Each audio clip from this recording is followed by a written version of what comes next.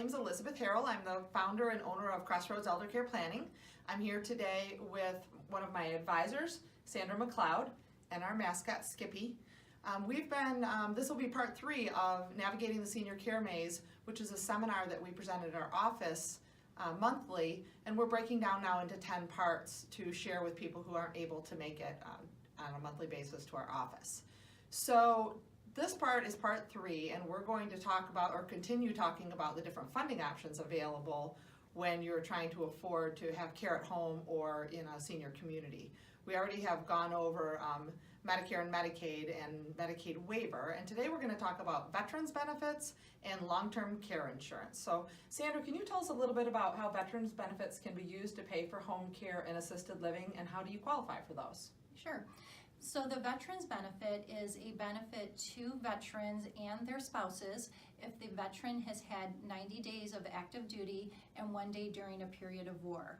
The benefit can help pay for care either at home or in an assisted living environment. There are some financial qualifications.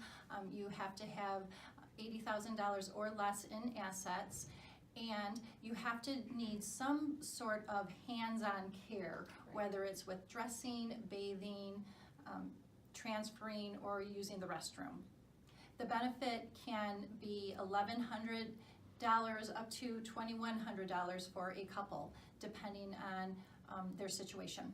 Right, okay, great. And I know that you can use that both for home care and at an assisted living, so it's really an important benefit for people to be aware of, and it's worth really checking out to make sure if you served during the right time that our country maybe was in conflict and meet all the other qualifications. But there's a lot of people not taking advantage of that benefit. So in terms of long-term care insurance, a lot of people right now have policies that they paid a premium on monthly for many, many years, and there's a lot of restrictions on those policies.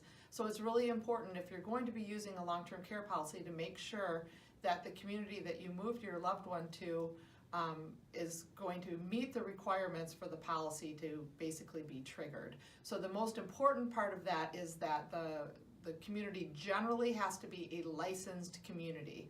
So it can be very difficult to have a long-term care policy work if you move into like an independent living community.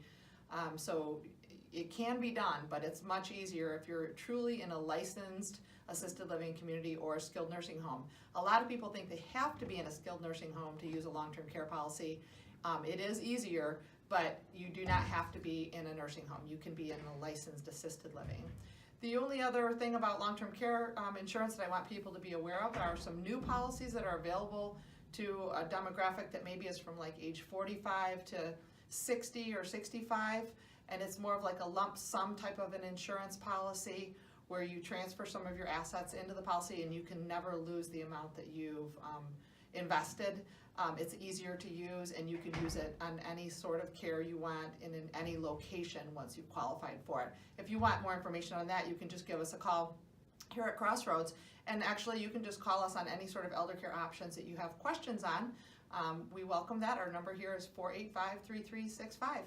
Thank you very much. Thank you.